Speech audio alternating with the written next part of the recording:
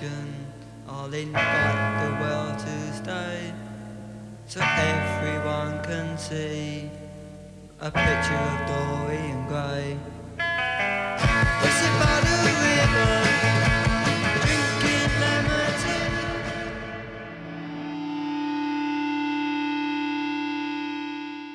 Hello everybody, and welcome to the Creation Dream Machine. I'm your host, Texas Bob Juarez, and it's such a pleasure having you all wonderful kitties with us here today. Now on today's show, it's a very special show. We are on our 10th episode, CRE, DRM, TV, episode 10. 1, 2, 3, 4, 5, 6, 7, 8, 9, 10. On today's show, we have a monumental show. We have the legendary Alan McGee from Creation Records in conversation with Stephen McDonald from Los Angeles' Red Kross and the Melvins and Sparks. Now, oh, you don't want to miss that. Well, what else is there to do? Let's watch it!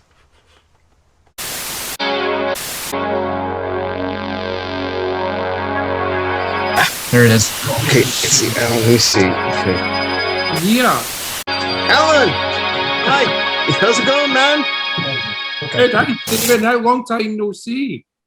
Yeah, it's been a while. I was just trying to remember. I think the last time we saw each other was at the Standard Hotel on Sunset Strip. I don't know, a decade ago or so. Make sure you do the introduction. I remember that one. I remember you. We had lunch one day. Teenage Fan Club in 1991 or 92. Okay, 1990. I can remember you did that tour. Yeah, that would have been the first time we met, probably. That's the tour. Yeah, we supported Red Kross supported Teenage Fan Club in the UK. I think it was like January of '92. Oh yeah, something like that. Yeah, it was sort of like, I think it was one of the first times that they were touring, playing bigger rooms, and it was right when Bandwagon-esque was starting to happen. Fantastic album. No. Crazy time, Stephen. I mean, it was like,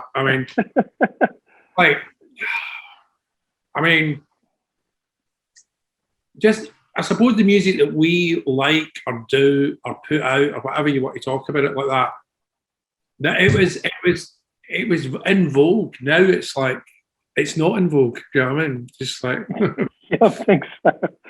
So, yeah, you're feeling a little out of vogue right now?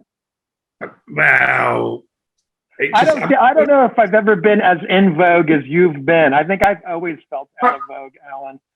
So at one point, I fucking couldn't believe it. Yeah, you've had some pretty soaring highs. You had some intense soaring highs.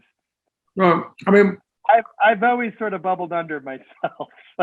You know what the thing is about that whole thing about the mainstream, Stephen, was it was so unplanned, really, wasn't it? I mean, when I hit it with the Oasis thing, I signed them because I thought they were a good band, and on paper they were really a Manchester band. And Manchester had happened 2 or 3 years before. It shouldn't have fucking happened, but it kind of happened. So it was by default, really. You know what I mean? Yeah, unique time, you know. But they, but also they just wrote great songs, you know, and So did you see them a few times, Stephen? You know, I saw Oasis, I guess probably in their first time in Los Angeles. Was it the Whiskey A Go-Go, Stephen? No, so maybe not the first time. It was in the first year. I saw them at the Palace, or what's also known as the Avalon. Fantastic! Oh man, what a venue, man! Yes, I would have saw them on the. I was on the first album. Yeah, and, but I think that's the only time I saw them. I think maybe then I later saw them like at Coachella. years later. Yeah. But yeah, I saw them on the first album at the Palace. Right. Are you still doing Red Cross, Stephen? Yeah, Red Cross is actually going to your shores.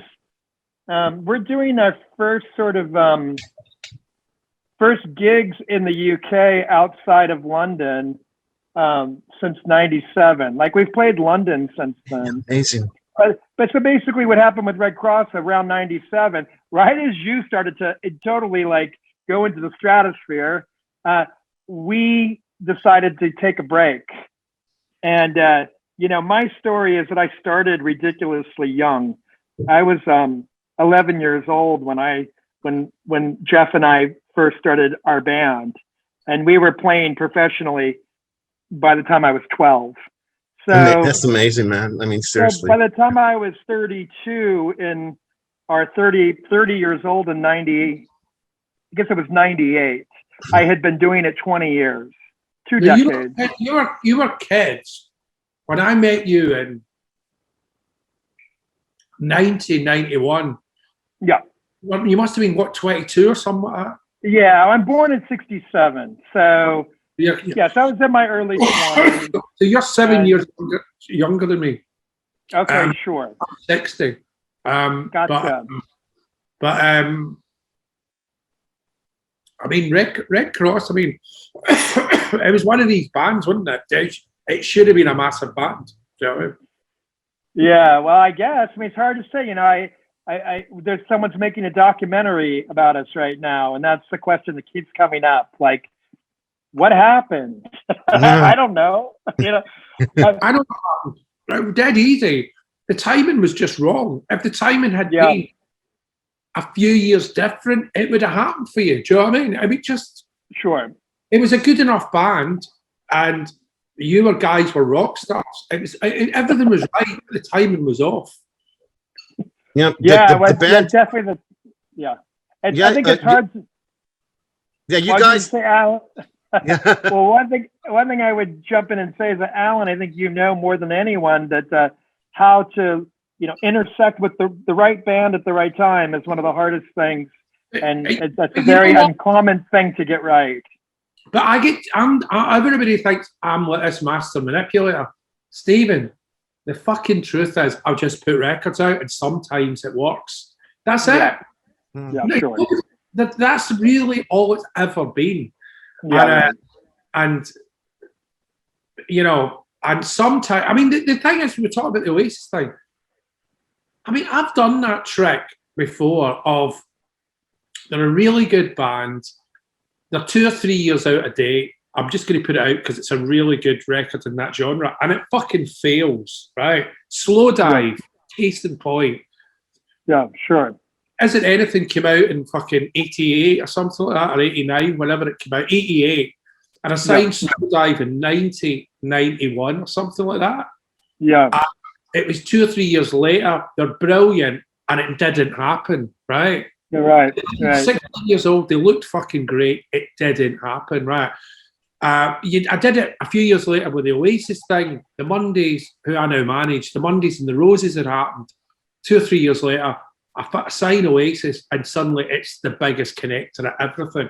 And everybody guy manipulates culture. No, I just put a record out, and it fucking happened. That's it. Yeah, Alan, do you know, like with MBV as well? It's like they were the same as well, weren't they? With My Bloody Valentine. Well, My Bloody Valentine were like, I mean, I saw them in '85 with David Conway singing. Kevin wanted to be singing. It was 4 guys in the band.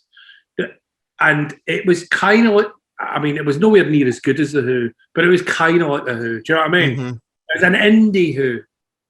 And then 2 years later, I saw them in Great Portland Street. And they just got the 2 girls in the band, and they were fucking shit, right? They were like Pastels, but a shite version. It was rubbish. Pastels, wow. But a rubbish version of the Pastels. And I just thought, they're fucking terrible. I honestly thought they're terrible. Do you know what I mean? I just didn't pass So then when they said, oh, they really wanted to be Creation because the Mary chain had been there and all that, the House of Love. So they worked out they should be on the label, but they weren't very good in my own eyes, right? Mm-hmm. And then they offered to play a gig. And I went, okay, you know what I mean? But, you know, like, you can support us. We were going to do, they offered us a show for Biff Bang Pow, my little thing. And and I said, oh, like, which sounds so ridiculous, and they're one of the best ever bands. But I went, you have to support us. Because I just thought they're shy. I'm no way am I going to fucking lay all that support. And they got it together in that 6-8 months, a year that I'd seen them the last time. And it was like Husker Du. It was like an Irish Husker Du. And then that was the beginning there. You know what I mean? Like sonically, kind of the music and then having the voices of like, those haunting voices of Belinda and Kevin kind of interacting with each other just kind of created this amazing sonic kind of musical landscape. Just like with Red Kross, Stephen, totally in awe of your music and you as a band. It's mind blowing. So you really do have these like on and on kind of consistent, beautiful sonic musical masterpieces. Great. Thank you. You're welcome, man. You're welcome. It's inspiring. Really is. Stephen, Texas is one of the greatest guys I've ever met in music. He's like, I'll say things like, I'm doing a show in Wales, and about 2 weeks later, Bob arrives in Wales, in the middle of, literally in the middle of nowhere, and goes, can I play? I'm like, all right, can you play? And then he'll like, I'll be doing a show in Liverpool and he'll be like, can I play? And you're like, Bob. And then just before COVID, he was just bouncing between what? Texas, Los Angeles, London, and was it Houston, Bob? Houston, Texas, because I recorded 2 albums in Houston.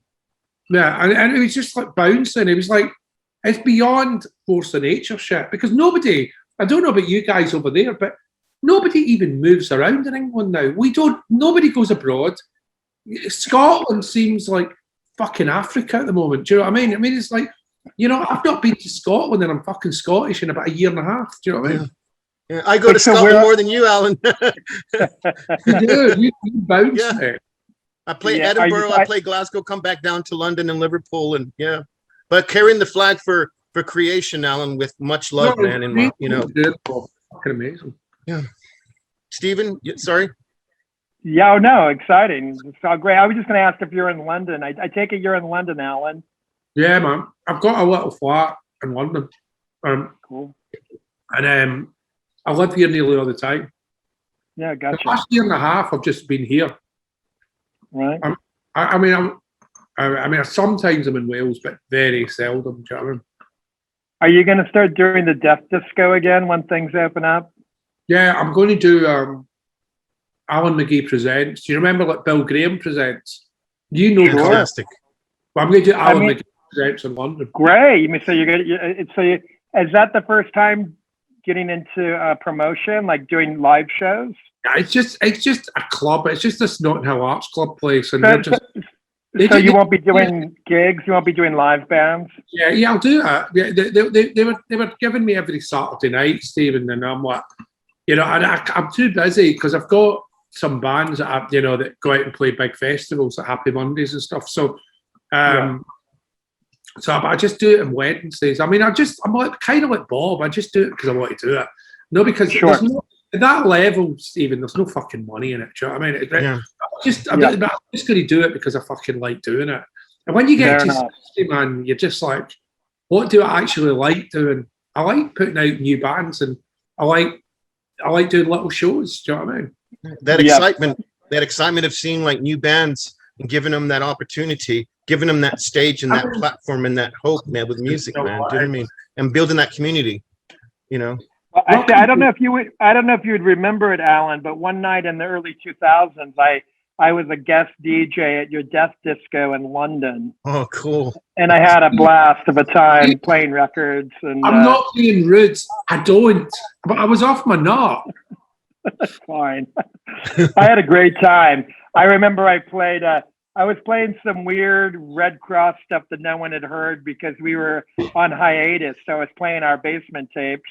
And then I played, I remember I played, and then I was playing other records, and I played Soul Love, off Ziggy Stardust. And that really got you excited. You were so excited that I chose that track. You're like, I love Soul Love. And I was blasting. I couldn't hear a thing you were saying, but it really got you excited, and and it made me love you all the more because I love that track, and amazing, yeah. To be played at maximum volume. Yeah, it sounded great, Yeah. And for me, it was classic to be like in control of the dance floor in a cool London club. This kid from Hawthorne, California. I don't know. So it's a fond memory. This is how off my nut I was on prescription drugs around then, right? Yeah. One Death Disco, because it was an NME award, was the next night. Yep. The bill was Kasabian, bottom of the bill, right? Yeah. I think it was Brian Jonestown in the middle. I think it was Anton. And I'm told they played, I cannot remember one thing about it. The Killers were the headline. That was one bill in 2003 or 4. Yeah, right. Sure. Maybe 2002, probably more like 2002. But, but I don't even remember. The only thing I remember is Liam came down and I got absolutely fucking trolled with Liam. And I don't remember anything else about the night. I'm told that night was a really special night. It was a great night. Yeah. Oh, it's too bad. It's too bad you don't remember any of it. It's sort of your lost weekend. I guess you had it. It was a bit longer than a weekend, but it was 6 years. But lost all the same. Yeah. Well, Stephen, Alan, we got you the shows here, man. You know what I mean? That you got a tour here. Oh, I'll come. Yeah, February 9th, the Viper Room. Then we got you Red San Francisco. Well, we're gonna do stuff. Right now we have a tour planned. The only tours we have is like rescheduled stuff from 2020. We have a European tour planned, which includes the UK. So that's March of 2022. It's the 3rd or 4th time it's been rescheduled. No. Yeah. But at any rate, but the fun thing was that, like I was saying earlier, it's the first time the Red Cross will be playing all of the, like we're going up to Glasgow and we're doing we're doing like eight shows in the UK. In fact, the last show we're doing in the UK is, I think it's April 8th, and it's scheduled to be in Newcastle, which is the first UK date that we ever did was at the university or the Polytechnic in Newcastle, opening for the Teenage Fan Club in that 92 concert we were talking about. So the last show of this tour coming up is this. It starts in the same place that the first show was for us in that area. And I remember being there, because growing up, my brother is 3.5 years older than me. So, and he was deeply submerged in rock and roll. Even by the time I was 5 years old, he was an obsessive with excellent taste. I mean, he saw the Beatles when he was 2. Wow. And Aunt took him to see the Beatles in San Diego in 1965, and he claims to remember it. Even though he was born in 63, he claims to remember. But my point is just that, we got Ziggy Stardust when I was in 72, when I was 5. And this wasn't mainstream music in America. It might have been on Top of the Pops in the UK. It was only for, teenagers and early and young adults had forward thinking. And so yet my brother, who's 8 or 9 years old, this is what I was deeply submerged in from day one. And so going to the UK for the first time was such an important thing to us because we had already grown up so deeply submerged in UK music culture, regardless if we had been there or not. And it meant so much to us, you know, and we felt that we already felt the connection. And even if some of the food might have been a little foreign to us, there were other parts of the culture that weren't. And I just remember that anticipation and that excitement about being there. And I don't know really what my final, I'm not sure where I'm going with this other than just to say that it's meant much to me to be able to go there, and I'm excited about that coming up. And also just that's the only thing we have on the books as of now. But I think come into the show, Notting Hill. We'll put you on. Why don't you just get up and just do something? Do you know what I mean? What's that about the show? Yeah, you know, and when you're in London, do a secret gig at Notting Hill. Do you know what I mean? What about a hotel? Yeah, check into a hotel. No, do a show. A secret gig. Well, our show in London, we're doing 2 nights at the Lexington, which I think is already kind of like a secret gig. It's a tiny little pub, right? So, you know, we're permanently bubbling under. We're always the secret. We're already the secret, even if we promote the hell out of it, Alan. So it can be like your little secret. You can bring some of your fancy friends along and turn them on to this band that's been around longer than they have. I don't know if they're fancy, but I don't think, Stephen. I'm not sure if they're fancy. Stephen, are you guys gonna be in town on February 9th, 2022? Are you gonna be in LA? We should be. Yeah. We should. Because we're gonna have a Q&A with Alan. Oh, great. At the Viper Room. Okay, terrific. Yeah. In fact, that just reminded me. The only other thing that we have maybe booked is in February, but it's probably not that night.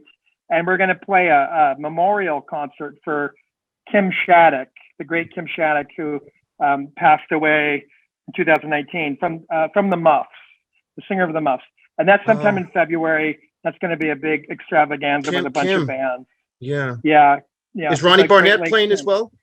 Oh yeah. It's Ronnie and Roy will be Roy. They'll be the main hosts of the evening. But yeah, so February 9th, as long as I'm not at Kim's party, I don't know what day for sure. I don't think they've nailed anything down yet, but it's going to be sometime in February of 2022. But yeah, that sounds great. So at the Viper Room. And so what exactly is Alan doing on February 9th? What are you guys planning? Just telling stories, I think. Yes, the Creation Dream Machine. It's Alan's Q&A for his film, The Creation Stories, and it's a Q&A with Alan. Not Stephen. Wait, so that's not is that a new film or that's film? It's coming out now. It's at Tribeca Film Festival. Oh, this year. So it's a new film. Yeah, there's been films about creation before. Have there? Documentary and 2 documentaries. Do you know what I mean? Right, gotcha. Danny Boyle done this one. Oh, okay. So is this a documentary or is this the biopic about Alan's life? Yeah, it's a biopic. It's a dramatization. Yeah, you and me. There's an actor playing you. Yeah. Oh, I hope he gets the accent right. Spud from Trainspotting. Oh, okay. Wow, terrific. Oh my God, this is so exciting. Have you seen it yet? Is it finished? It's good. It's a really good film. Bob's been involved in it. Bob's band's in it. TV person. Wow. Yeah. Wow, yeah, Dan Tracy's in it, and the guy who plays Dan Tracy does it like magnificently, just like as well as Joe Foster as well. And also like it's been a huge hit in the UK, right, Alan? And also in Russia as well. Biggest film. Congratulations. Yeah, it just is what it is. I mean, it's like it might do really. It's cult in Australia. It's a hit in England. God knows what it's going to do in America. Fuck knows, man. You know, you don't know. We're going to boost it as much as we can over here, Alan. Seriously, man. Yeah. You know, because we're going to have the Dream Machine shows. That sounds great. So you're actually going to show it at the Viper Room, or is that just a party for it? Well, that's down to, I guess, Alan, the people that are in charge of it. Is that correct? Yeah, but I mean, I'm sure there'll be like it's going to come out, Bob. Bob, you are looking like the Wizard of fucking Oz. I'm just quite sorry. Yeah, you've become a film star, Bob. Thanks. This is my tribute to Red Cross. This is my tribute to Oh, yeah. You're magnificent looking band. good. Anglophiles. We just love the UK and European culture and Top of the Pops and Beat Club and Music Laden. You know, all that love of music, man. You know, bloody music warriors. But you look like you look as if you just come out the box. Thank you. You look like love for 40 years. You're like, hey, I like my new jacket. Hey, you like my jacket? Brilliant. Well, Alan, congratulations with the film, with Creation Stories. You know, you're saying in Russia is like a big hit. Really? Wow. Well, I mean, it's in a lot of fucking bums on seats, man. It's in 20 cinemas. So whatever that means. Yeah. That's really good though. That's brilliant. And online it was a pretty big hit in the UK. Yeah. No, it done good. I mean, it was like, it's just like, you know, I never thought it was going to do anything. So, do you know what I mean? You know? Yeah. Alan, do you know That's that exciting. I spoke to Howard Parr. He booked Red Cross as well. I know, and Howard's amazing. Do you remember Howard? I know Howard, but so did Howard work on the movie? No, not on this one. But he contacted me the other day, and he was like, we had a big chat after Bob, and because nobody sees each other at this point, you know what I mean? And like, but, you know, Zoom is kind of incredible because, you know, I mean, me and Bob have been in pretty much constant communication. I mean, I've seen you 3 or 4 times during COVID, haven't I? But, but I mean, I must have spoke to you once every couple of weeks because of Zoom. You know what I mean? Yes. Yeah. I mean, that's also to kind of also keeping our dear friend and like the bandmate and inspiration, Dan Tracy, keeping his hopes up. On a Zoom with Dan. He went to sleep on us. Yeah. But I mean, look, you know what? I mean, he's dealing with a lot of stuff. Do you know what I mean? You know, health. You know what I mean? With just sending that love to Daniel, man. You know, that's what we can do. You know, give him that hope. He's in the film. He plays a big part in Creation Stories. You know. But you know what, Stephen? It's just good 30 years later just to be chatting to you, mate. It's good that you've got good health. Do you know what I mean? But you forget how young you lot were. Do you know what I mean? Because 11 years old. I can remember you 1990, 1991 supporting Norman. And it was like you were kids, man. Do you know what I mean? Yeah, we were still kids. But the thing is, I had been doing it for quite a while at that point. So I was jaded by the time I was 13, sadly. We'd already, I was just looking at someone had posted on social media, Red Cross on the cover of Flipside magazine in 1982. And inside there was an article about us. And by 82, we'd already had 7 different lineups. And they were listing all the different, and I was reading the interviews and we were talking about band members that had quit to join Black Flag.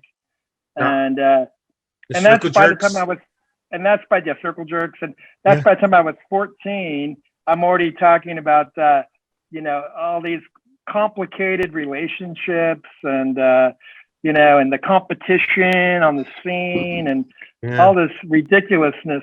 So by the time I intersected with you, that was, you know, I had already lived so many different scenes had come and gone and different lineups.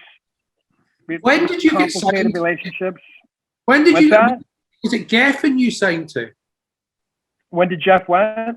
Did you sign to Geffen initially with Red Cross? No, we signed to Atlantic. We signed to Atlantic around 89, 90.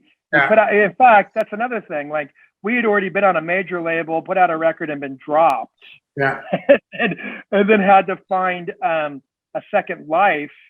And that's when we went to the UK. When we went to the UK to open for the Teenage Fan Club, we had already been on and off a label and on and off a major, whatever. We'd already been on a bunch of indies, but we'd already made that leap. And then so we were trying like in the great tradition of like Jimi Hendrix or Joan Jett, well, let's see if maybe the Brits will That That 1 week visa, right? as they say, That 1 week visa, like Great Hendrix. time, though.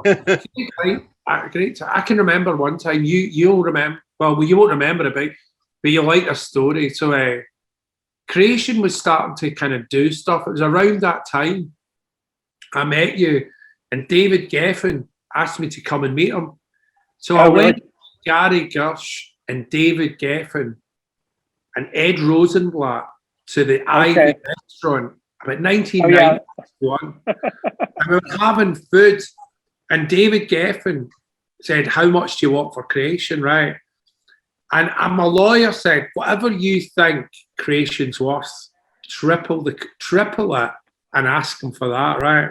So he's eating like a sausage or something like that, right? He goes, "How much do you want for it?" And I think I went, 16 million. Right? And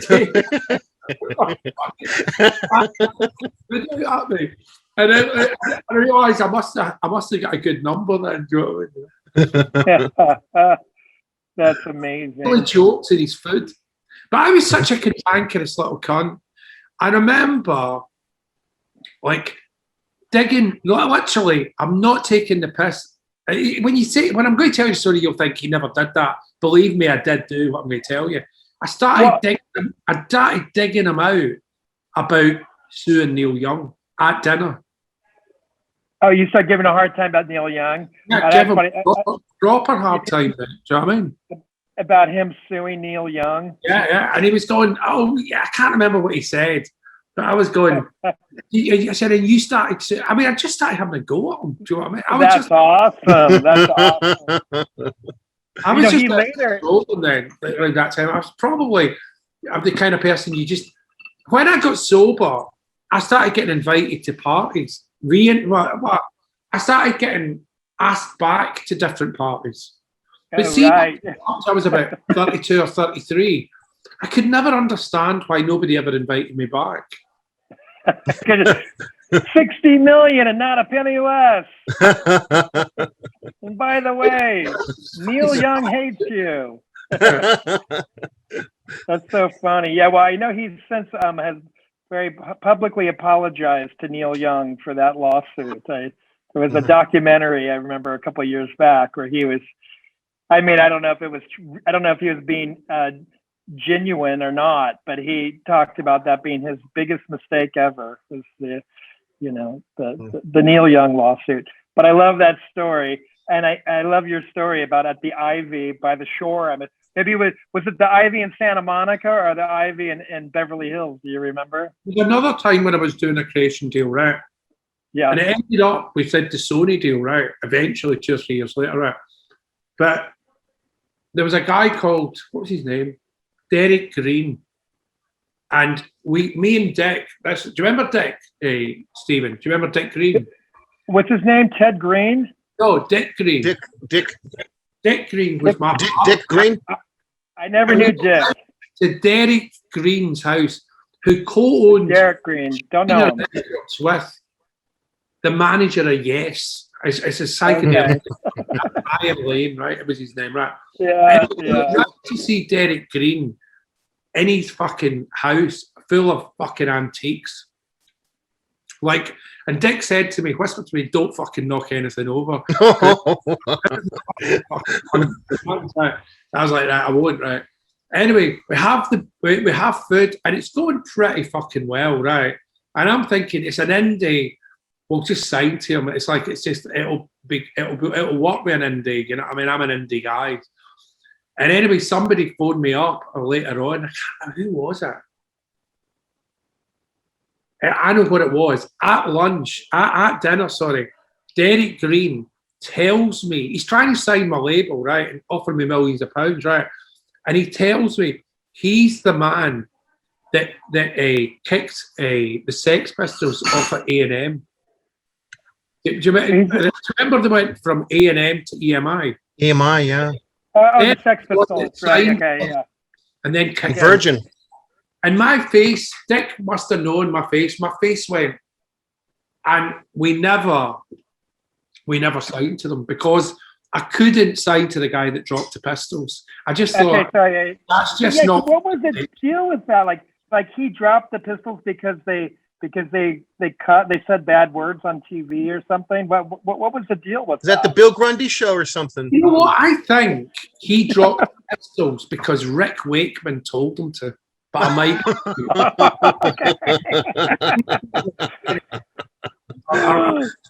or something to do. Yeah, he was on A&M, and I think Rick Wakeman, he told Derek Green to drop. Do you know what I mean? And Derek Green. How about that? What did Rick Wakeman have against the Pistols? Rick Wakeman. Journey to the Center of the Earth. Well, but Rick Wakeman played the piano on Life on Mars. I know. I only found that out in recent times. It was fucking great. Dory, man. They should have had Rick Wakeman play on Nevermind the Bullocks. Guys, it could have happened. Yeah. Guys, I'm going to have to explain, man, because I've got yeah. No worries, Alan. All right. It was great to catch up, Alan. Good to see you. I'll see you, and I'll see you soon, Bob. All right. Okay. Bye, man. Thanks, Alan. That was fun. Hey, thanks a lot, Stephen. You know, I really appreciate it, man.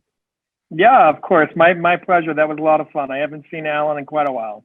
Well, yeah. So we're flying them over. So we're flying them over to LA around like February 7th. It's February 6th. So he's here for a couple of days, and then we're gonna have the Viper Room show February 9th. It's a Q&A. He's gonna be discussing his life and the Creation Stories biopic about his life. And then we're going to have 3 bands playing. I'm going to be one of the bands playing. So there's going to be like another band, which we're still seeing about who's going to play.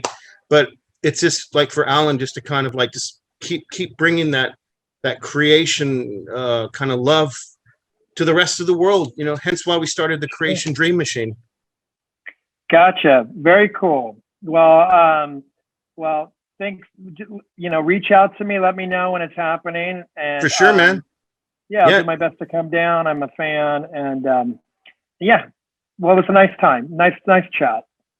Stephen. Thank you so much for this, man. Have a good day, and thank you for taking the time, man. Of course. Okay. Good to meet you. Take care. Good to meet you too, man.